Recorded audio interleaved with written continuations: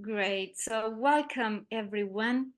Thank you for joining this conversation with Dr. Lorea Martinez. Thank you, Lorea, for joining me.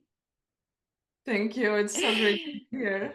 Yeah, and Lorea is a dear friend and colleague of mine, and she is the award-winning founder of, I can call it a concept, a model, a company, a book that is heart in mind. There's a lot of things, and I'm sure that a lot of people here know what I'm talking about, and it's a way to support right organizations and schools to develop and implement social emotional learning in their culture, in their fabric, in their practices and activities and resources.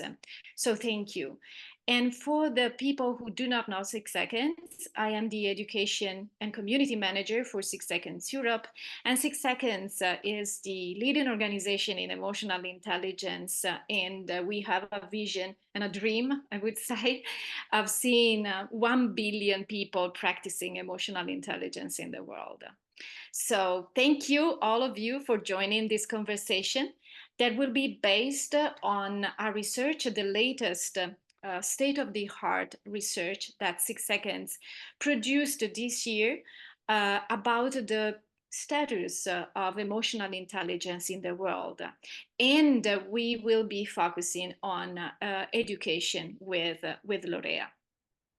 So I really like to start from this chart that many of our certified in 6 Seconds know well, especially the assessor, because it's a chart that measure the impact of emotional intelligence on success.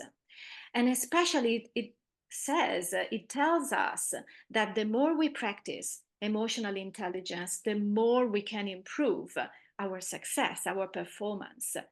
But what's success and what is performance? So 6 Seconds has an idea of this, but I'd like to ask you, Lorea, what is success for in education and especially for teachers and students?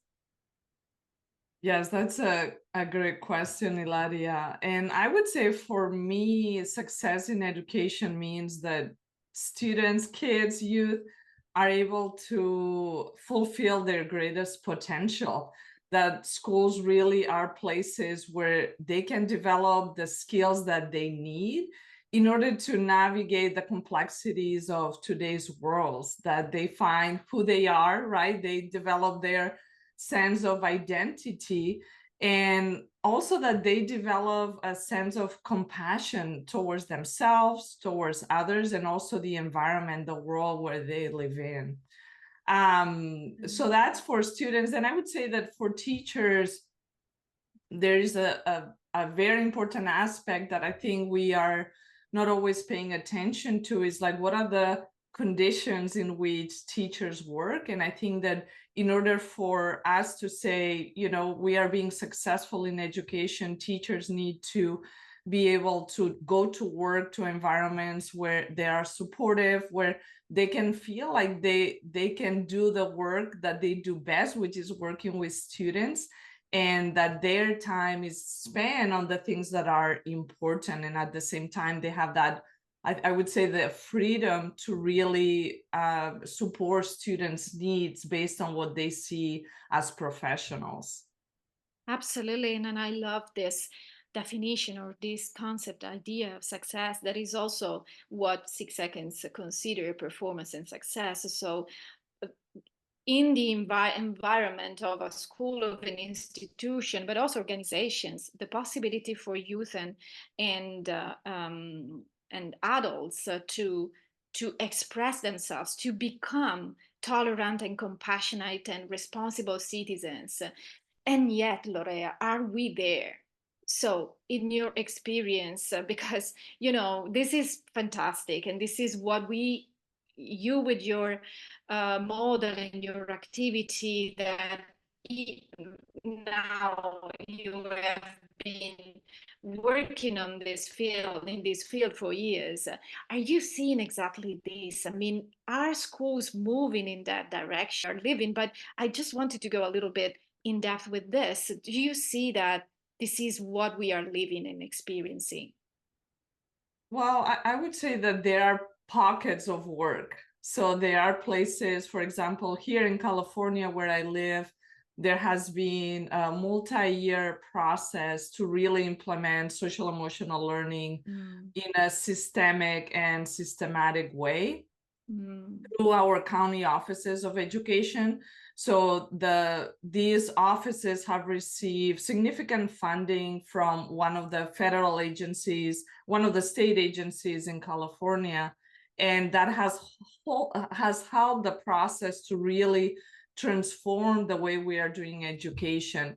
But I would say that's an initiative that has been successful, but that's not mainstream, right? It's not happening everywhere. But I think that there is hope in the sense that when I look at mm. this chart and I see, well, there is this like great correlation of these success factors with emotional intelligence.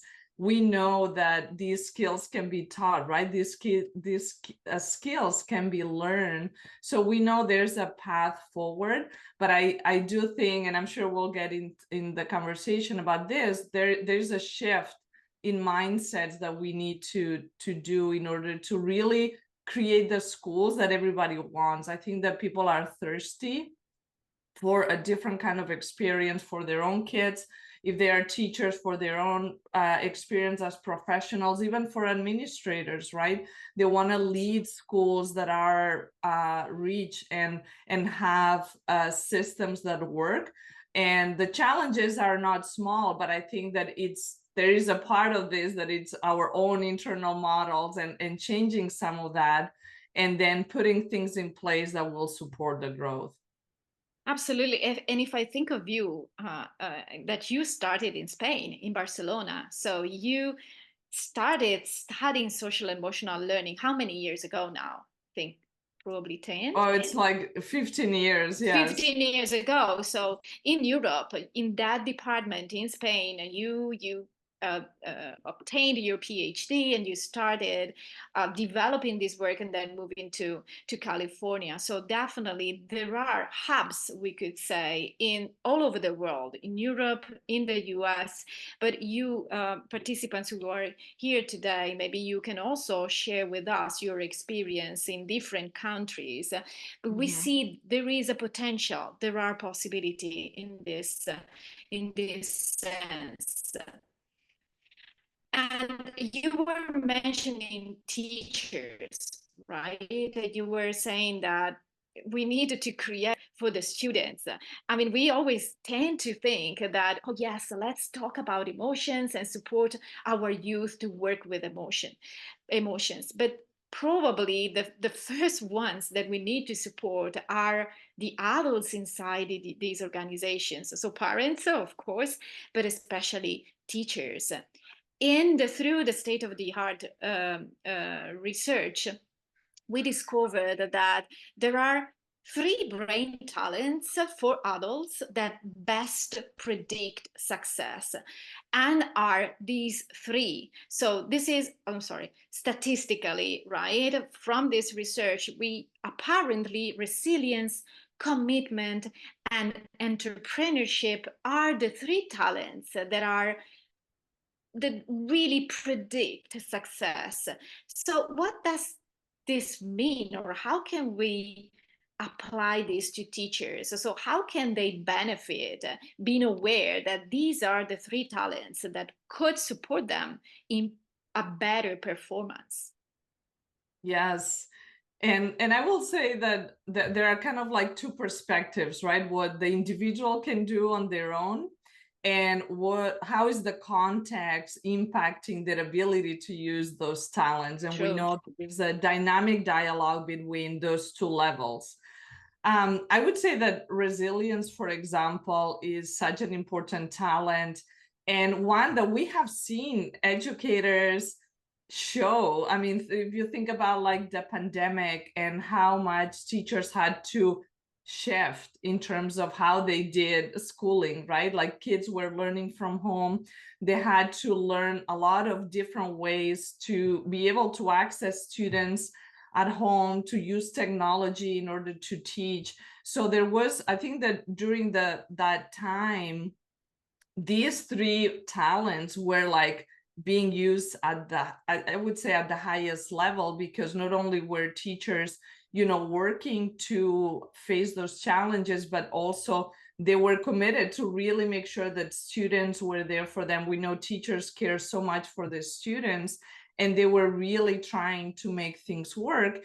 And it was a situation where we really saw innovation come into play, right? It was a time when I think that the shift of mindset that I was talking about earlier, you didn't have a choice, right? Like really, you had to step into the Exactly. And challenge because technology supported a lot.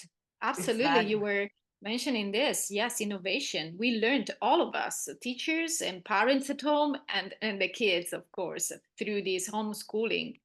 Absolutely. And from my experience, especially in the US, I think that after that peak of the pandemic, kids went back to school, and we realized that students had a lot of needs that schools were not ready to address. Like we saw an increase in student behavior, right? A lot of mental health needs.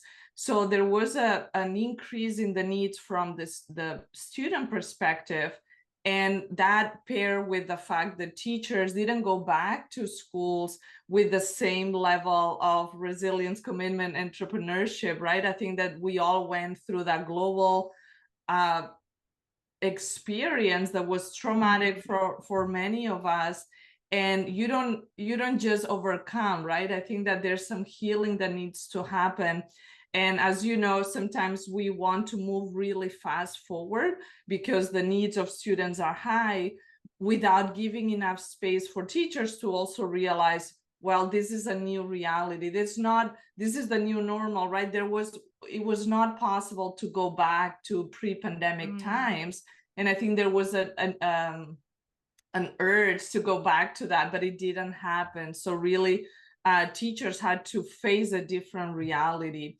And I would say Mm. that on the entrepreneurship piece, schools tend to be places where innovation happens slowly, or that really schools are organizations, they are built not for change. I think that they are like the keepers, right? In a way Yeah. of the culture, of the status quo, of many things that sometimes it's positive, but it's not always that way.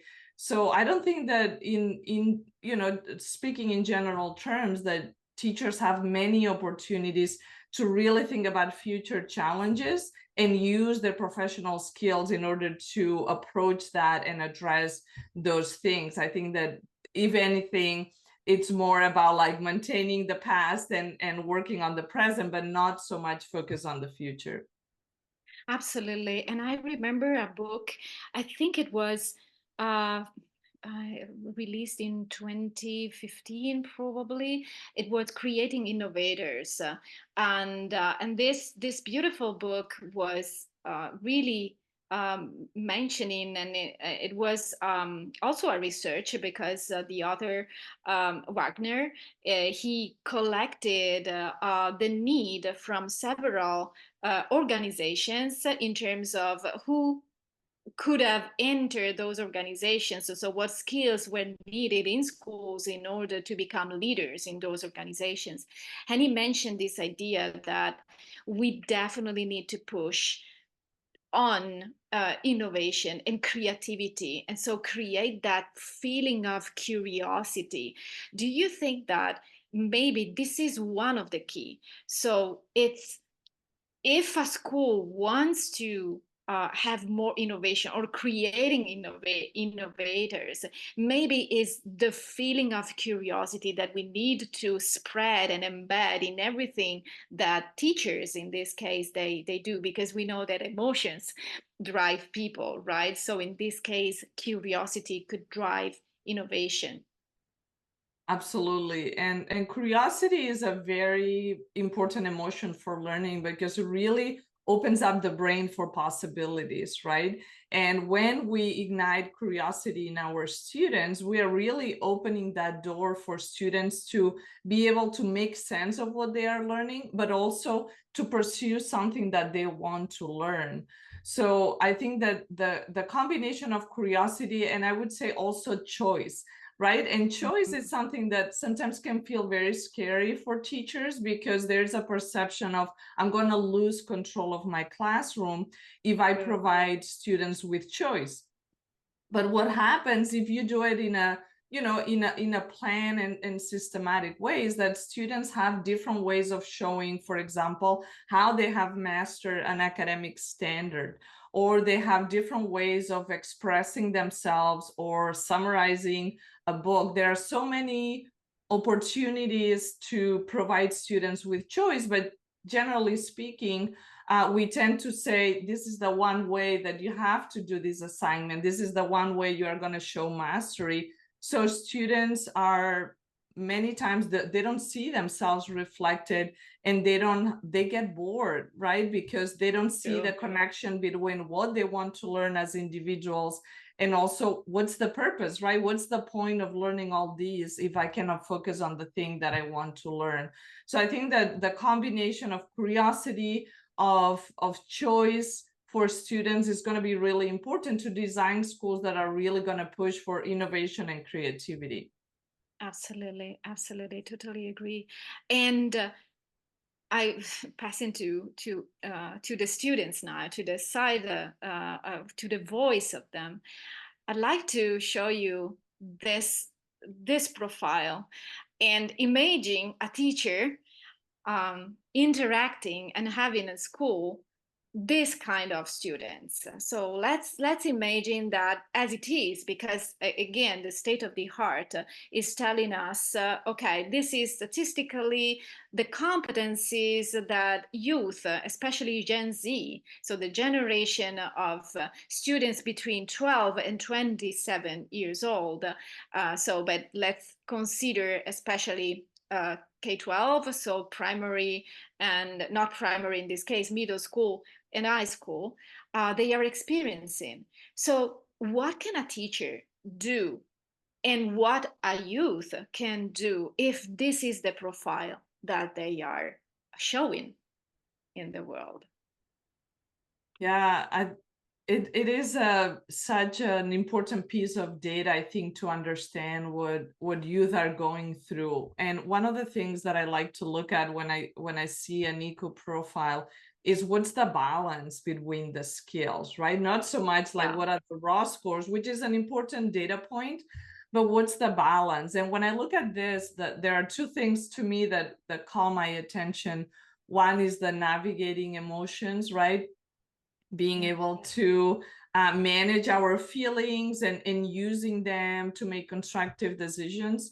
And also the pursuing noble goals is having a sense of direction. Those two, to me, are very yeah, important, because they are an indication that on the navigating emotion side, that these youth are having a hard time dealing with everyday situations, and yeah. maybe situations that may be with kids, sometimes we talk about big problems and small problems and big problems. So I think for these youth, small problems are perceived as Our very big, yes, big. big problem. Yeah, Exactly. exactly. So that means that they are gonna have a harder time, like, performing the task that we would expect from a person that age, because everything is going to be a challenge of navigating and managing all those feelings. And then Yeah, for the pursuing noble goals, that's important because it gives us what's the sense of purpose that we have, right? Like, why do we make decisions? How do we align the choices that we make on a regular basis with our sense of purpose? And being that it's relatively low in comparison with the other skills, that means that this group of youth don't have that sense of purpose, right? That they don't see like a way forward in their life. And I think that's very concerning, from the standpoint of, like, how are we adults supporting this generation to make sure that they they cultivate their own sense of purpose. It doesn't need to be mine, right? But they have to Absolutely. cultivate their own. So those two skills are, I think, to me, are some that we should be paying more attention to. Absolutely. And to add on this, so the Pursue Noble Goals, it also makes me feel that I don't know if our kids nowadays, generalizing, of course, they really have role models in front of them. So, what are their so because who is going to define the long term? So you were saying they are probably very focused on the short term, but why? Also because everything is so fast, and everything they can have changes so rapidly that of course they are focused on the short term. If you think of the fact that they can google in, that technology is really something that they don't need to wait in order to obtain information, in order to get some news or whatever. And not only them, we too are immersed in this world. And on the other side, what is their horizon? Who is there to show them? And also at a political level, I mean, I think everything in the society changed in the past. Even the political movement, there were more possibility to discuss in groups, to have even under religious organizations where people made communities. They gather together. Nowadays is more this kind of individuals just wandering in the society. So maybe it's also this that is at the basis of this noble goal, that maybe they still do don't know where to look, also to be inspired and to follow someone or something. Yes, and I think that there's an important difference between information and knowledge, right? Like you have access to a lot of information because of technology, but at the same time, are we making sense of all that information, let alone all the fake news, that we are exposed to, and are you able to distinguish between what's real and what's not?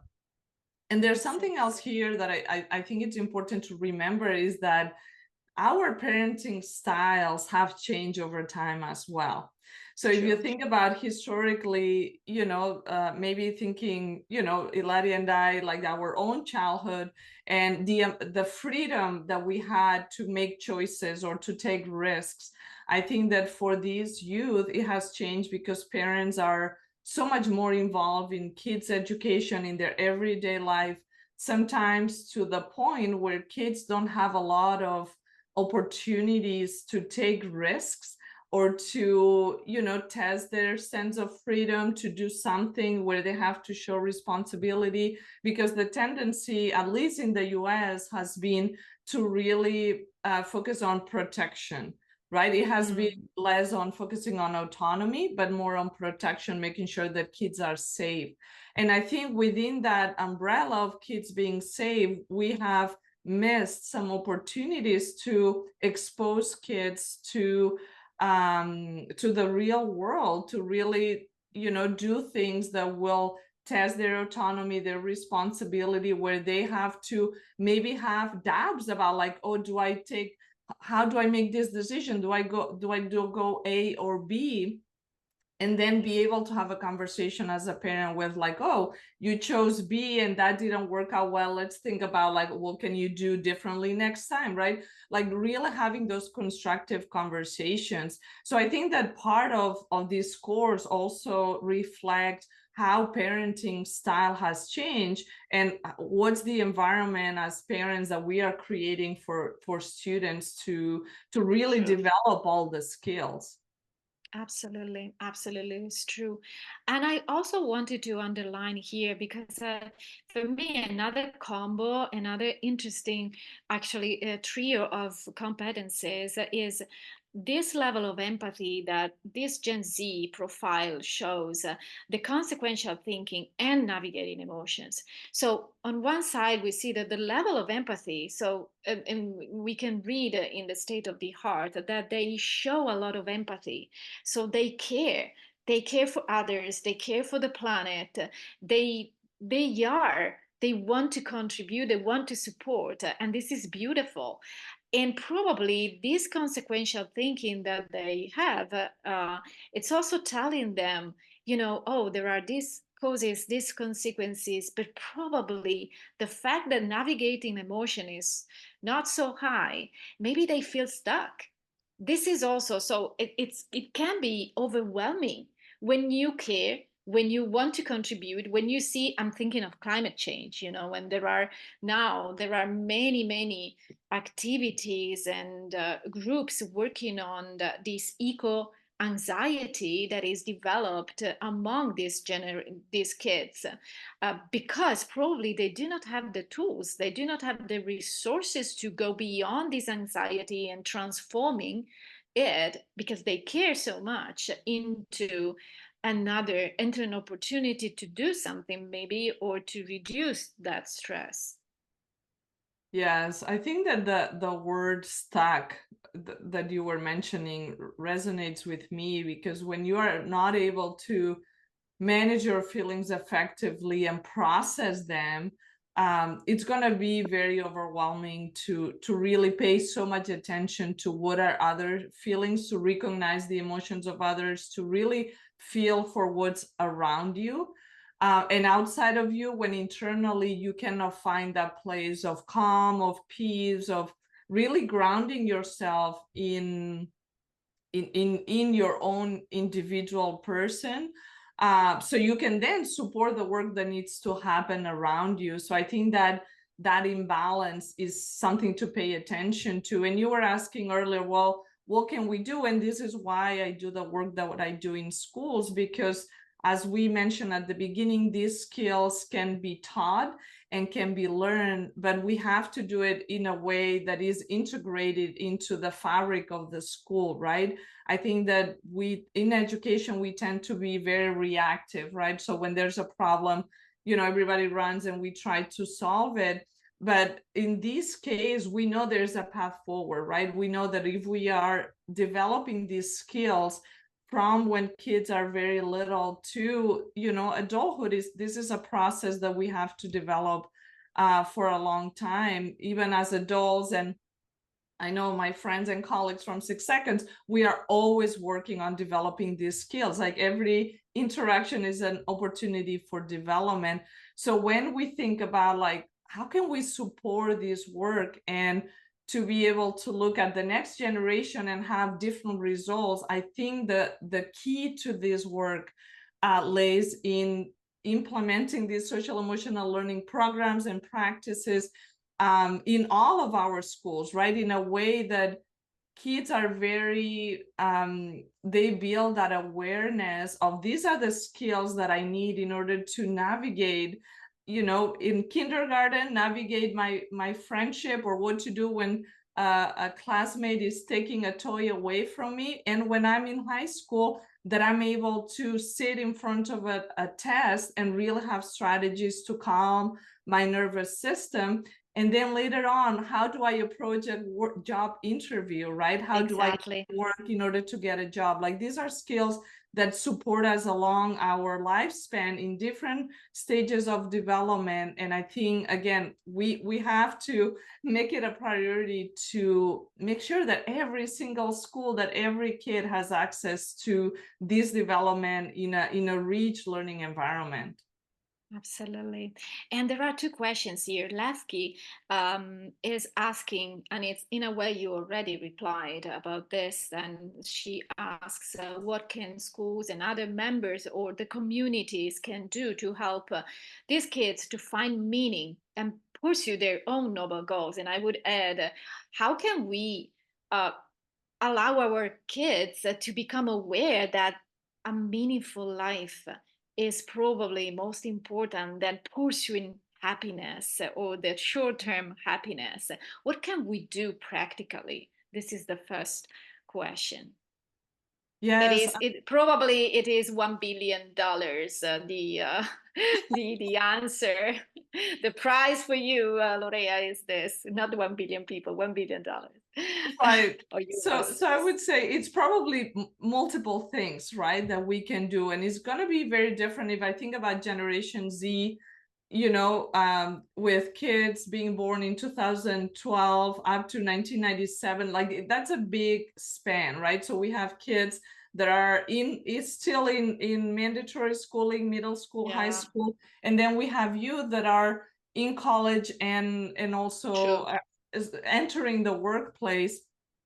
So some of the strategies may be different. I think with schools, to me, it's very clear that we need to continue to make sure that schools are places where kids want to go, right? And where advisory, which is normally the time that schools have to come together as a community to talk about what's happening, that should be the center of the work that we do in schools, because we know if these skills are live and they are in development, the rest of the academic skills will come with it, right? Like we know that academic success is very dependent on how high the skill level is for emotional intelligence. So from a school perspective, that seems a very intentional approach to make sure these skills are being taught and developed and discussed, and kids have that awareness. But I also think that even in colleges, and there are several initiatives here in the States where colleges also realized that kids were coming, they were starting their college life and they did not have some of the executive functioning skills, some of the skills that you would expect a 19, 20, 21 year old to have. Yeah, So they starting to offer classes where students could have access to some more development of these skills, courses where they could develop these skills. And I think those are good places to embed like this idea of pursuing noble goals. But really, another way to think about it is like thinking about where these youth are hanging out, right? And hanging out could be social media. And I think social media can be used for very positive things, right? So absolutely. youth are hanging out in TikTok, YouTube, all of those places. Those are places where we can help them with content that is high quality, that is going to be engaging, and that is going to be helping them to ask those questions of like, what is your purpose? And do it in a way that I think that as for older generations, as I am than Gen Z, sometimes you want to just say, this is the way forward, but we have to ask and help them find their way. And that's a Their much lower Yeah, no cost. way is the way, and their own way. It's important, absolutely. Their voice, definitely. And it's Yes. what Zaire also is saying. Thank you for putting this in the chat. You were mentioning the quality of the information. So it's not, and I fully agree, it's not that um, receiving information or getting to the information quickly is by default a negative. On the contrary, it could be very helpful for all of us, for the society in general. And it is the quality of what is there out there available for them. And I would add, as you replied, Lorea, also we can role model about a meaningful life and a noble goal. So we tend to shift this responsibility and saying, oh yes, we need to offer them, to build them. But if you ask a lot of adults, very often they are still asking themselves, so where I want to go, who I want to be, and what is my noble goal, what is my meaningful life, right? So definitely it's a common work. I think it's the whole society in all the different generations probably that need to find balance between them, listening to all the generations, because we are all different, but we are all on this planet. And so we are here to collaborate and to see and to move together. So probably this is the hardest work. If we think that multiple generations can be found in an organization. So when they go to work, our kids and or we, our experiences, we need to teamwork with multiple generations. So we need to build bridges more than highlighting differences, right? Absolutely. And I really like what you said around modeling. I think that's such an important aspect of develop. I mean, we know that these skills, a big part of how kids learn them is by watching the adults around them. And I would say that you have to be intentional. If you think about yourself as a parent, intentional in having those conversations at the dinner table about what is my purpose and what am I here to do? And that takes, I think, so it takes to embrace some vulnerability, because it's Mm, not easy to look at your child and say, well, I'm a little lost right now, right? Like as yeah, adults, of course we want to be that strong foundation for them, but I think that when we are not sharing our mistakes, places where we fell short, or even the doubts that we have about, you know what, I'm going this direction, I don't know if this is gonna work or not.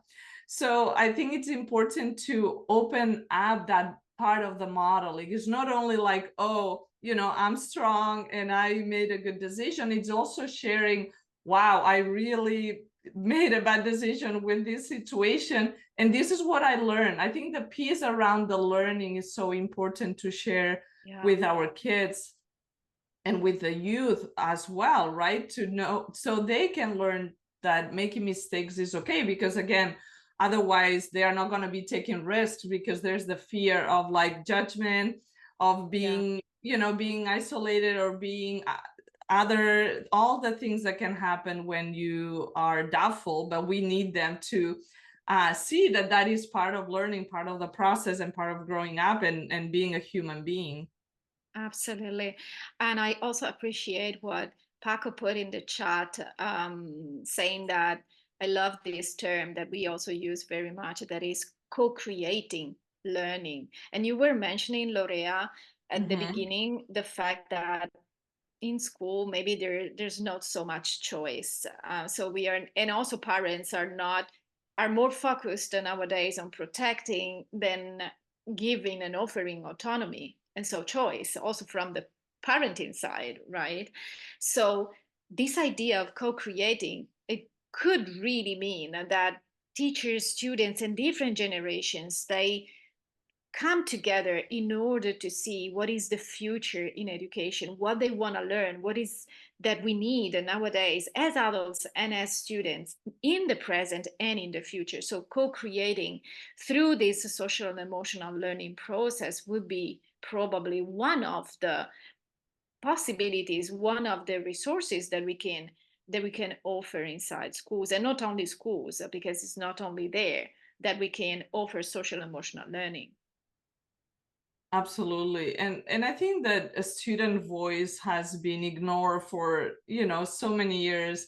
And I think that what we know today about how the brain learns is has made us change as educators in how we teach. And I know Sahir is putting like, the teacher doesn't need to talk 90% of the time. If anything, maybe like 15%, right? I think that there is a change in when you have a deeper understanding of how the brain learns, affective neuroscience, the science of learning and development.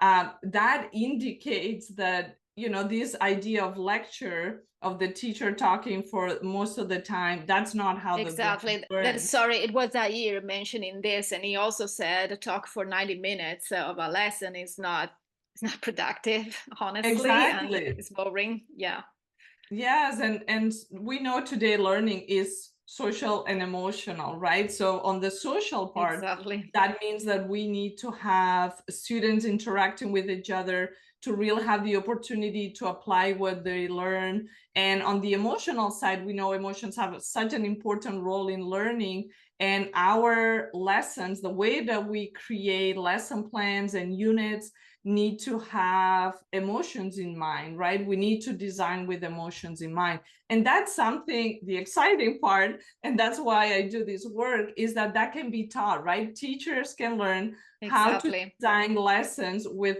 from an EQ lens, from an SEL lens, to really not only increase academic success, but also to make lessons more engaging, more motivated for students, and also giving students an opportunity to have choice and engage that curiosity that we were talking about earlier. So I think that definitely there is a change in how we in pedagogy in general, Mhm. that we have now a lot of research that gives us cues and indications of how we can do teaching and learning differently. Absolutely. And I like, and this time is really Paco. I like the question that he's asking about could we, what is your suggestion or recommendation about engaging parents, so the families, in co-leading kind of social and emotional learning. And it's true that, I don't know in the US, but in my experience in Europe, so talking with different parents, but also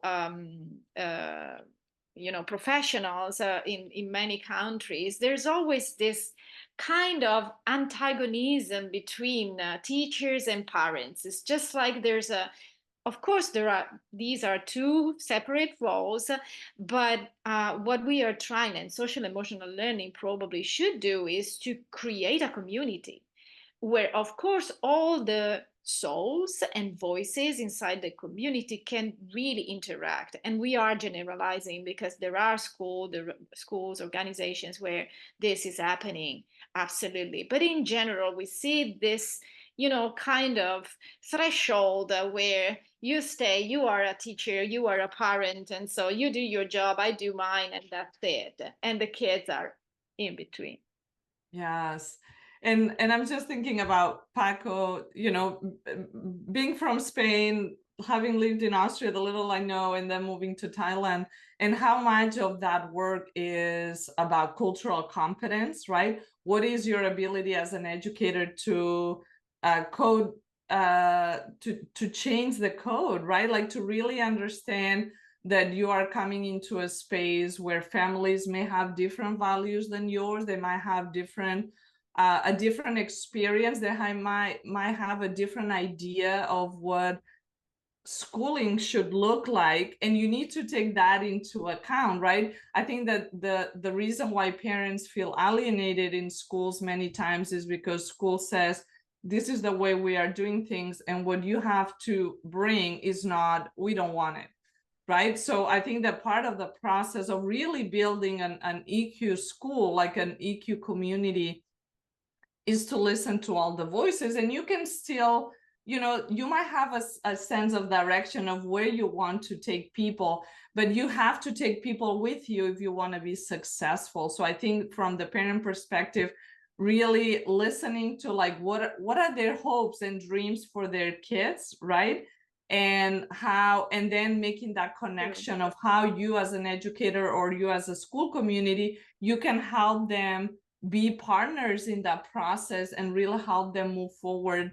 And the ways in which you can support their kids is going to be important as it connects to their values that they have, right? I think that that's going to be an important part of this process, to really listen to what people have to say and then bring them, invite them to be part of the community, find ways to engage people in that process in an active way. So it's not just putting being superficial, but really engaging the community.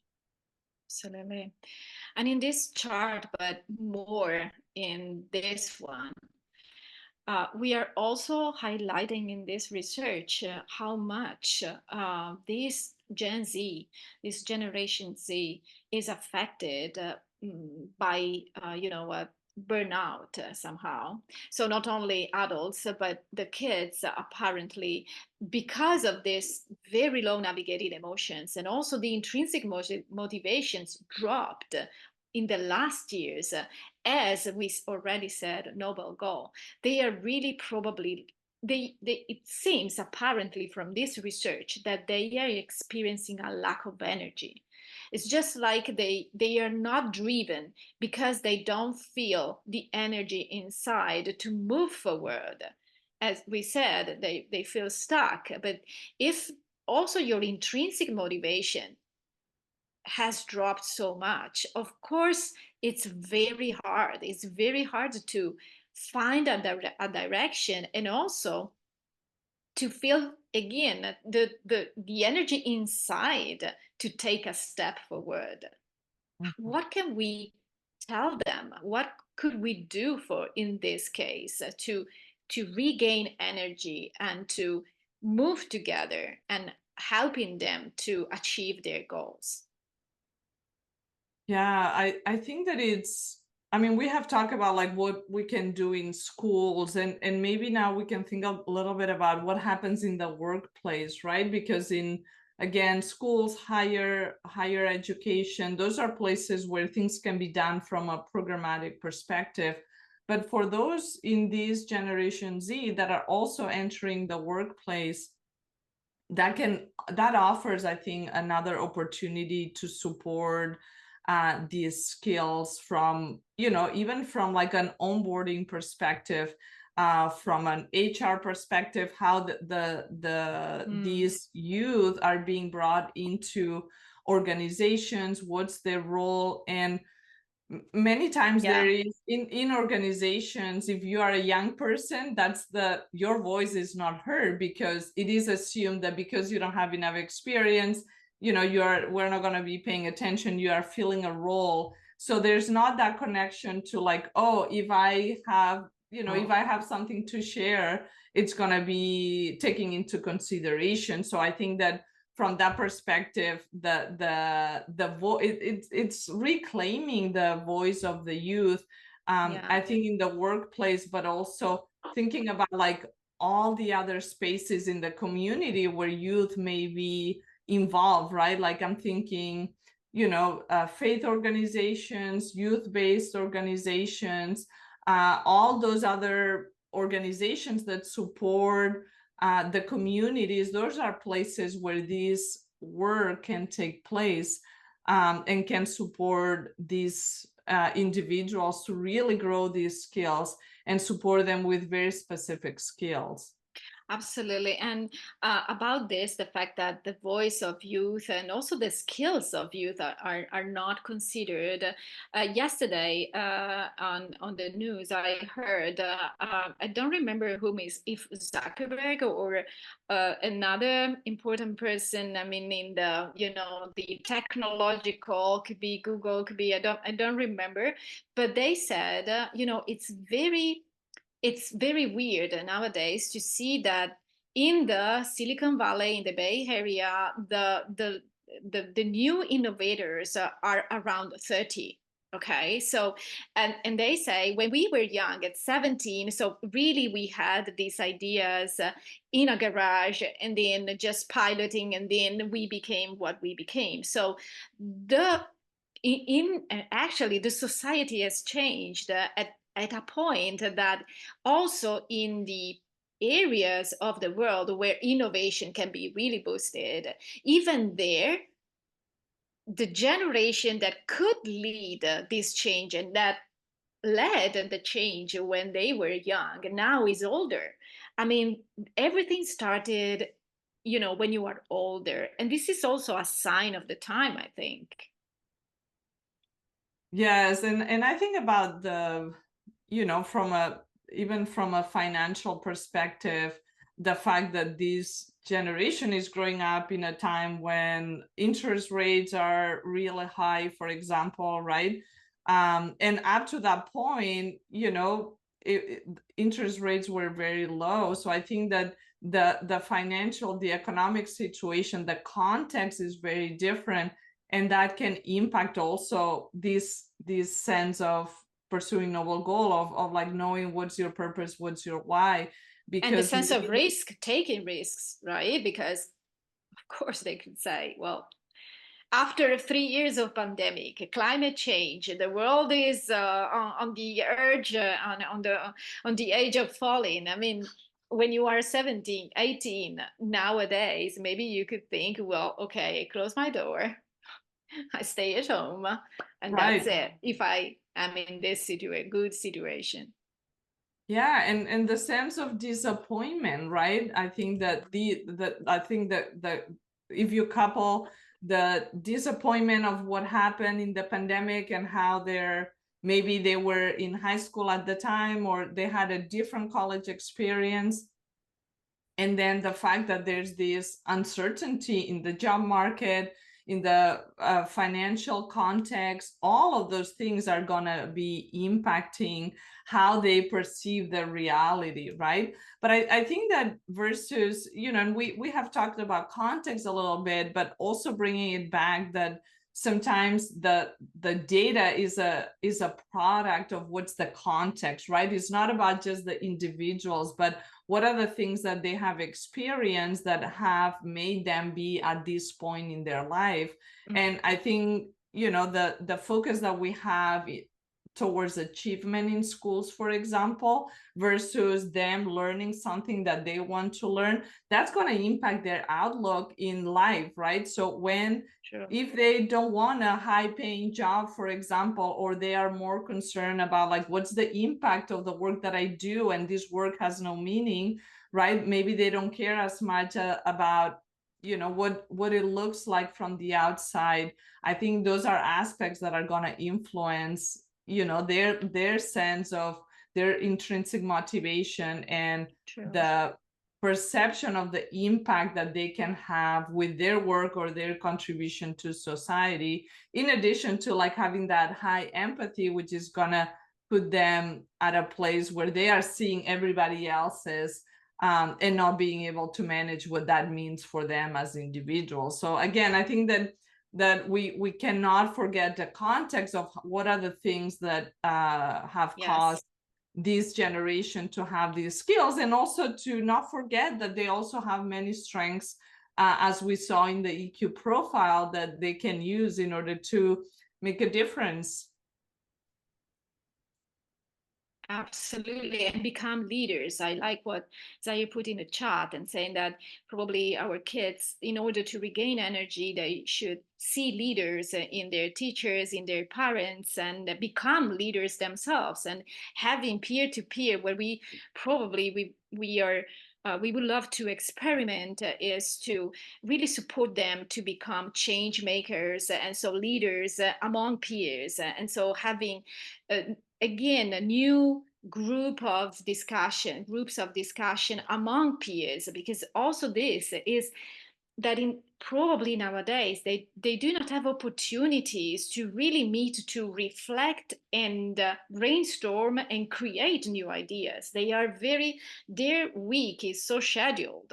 They have activities, yes, they do maybe activities in groups, but just to do, I don't know, basketball or dance class, they do not meet in order to share their feelings, share their thoughts and actions, at least not in a so collective way. So also in this case, us as adults, we could build this kind of or offering spaces where they could go into that direction. So yeah, leadership is another big topic for them, and what leadership means for this youth, right? Probably our idea is different, because also what are the skills of a leader for them that they feel that could be what is appealing to them and what they probably they could embrace. This opens another chapter, but we are almost at the end of our discussion. And what I'd like to ask you as a last question, and then maybe if you have other questions, please put in the chat for Lorea. your comments and maybe again want to, if you could, Lorea, pick one competency, one skill, and not necessarily EQ skills, but one competency for life, for our youth, what would you pick? What they do you think they need? I know that also in this case we need to choose just one. Wow, that's a very difficult choice. I know. I would say that at least from the work that I do with schools and with educators, the one key differentiator for people that really makes a difference is when they learn that emotions are data. They are not negative or positive, but they are just part of our human experience. And I think that if we are able to really embrace that, and I know many of us know that up here on our heads, but if we, make that connection down to our hearts and really leave that emotions are part of being on this earth, I think that that it makes things easier in life, because you can approach challenges differently, you can make better decisions. True. You can even like sit with the difficult situations, and also enjoy the joyful moments. So I think that it opens the possibilities for living fully whatever life is throwing your way. Absolutely, and thank you. And I'm curious about you in this, you participants. Please type in the chat what is one competency that you feel that our youth should be equipped with in order to thrive in this life. So not only in school, but in life in general. I'm curious to see what you choose. And I agree with you about emotional literacy and the role of emotions, being able to increase probably their self-awareness, and so being able to recognize the emotions, to recognize the messages, what they are telling us. Well, we say emotions drive people. They could be driven towards performance and even their noble goal. So absolutely. And Paco says resilience in finding purpose, and Lisa, optimism and self-belief, and Zaire, recognizing patterns, so they can see when something does not work, and they can and should change or break these patterns. Resilience also, Flavio, and critical thinking. Well, we hope to, perspective taking, Lynn, curiosity, Lefke. Well, I would love to equip our students with all of this. Active listening, said Beth. Absolutely. I would add to this list many more, just like empathy, definitely optimism, as said, and there are so many. And I think that if each of us, in our little way to contribute to this world, when we interact with youth, we can role model one of these competencies, right? So if we want them to be equipped with resilience, let's show resilience. If we want them to be equipped with active listening, let's try to active listen to them when they are talking to us, and so on, with empathy. So I think probably that this one of the most important thing for us to practice, probably our as educators, the role modeling, I would say, is what I would love to equip us with. And so then we can equip them with all of these beautiful skills. Okay, so thank you so much, all of you. Thank you, Lorea. If you want to say just a few words to recap and then say goodbye. Thank you. Yes, I just want to appreciate the invitation. It has been so wonderful to be in community with you, Ilaria, and with all the participants. And if you want to know more about my work, you can check my website, loreamartinez.com.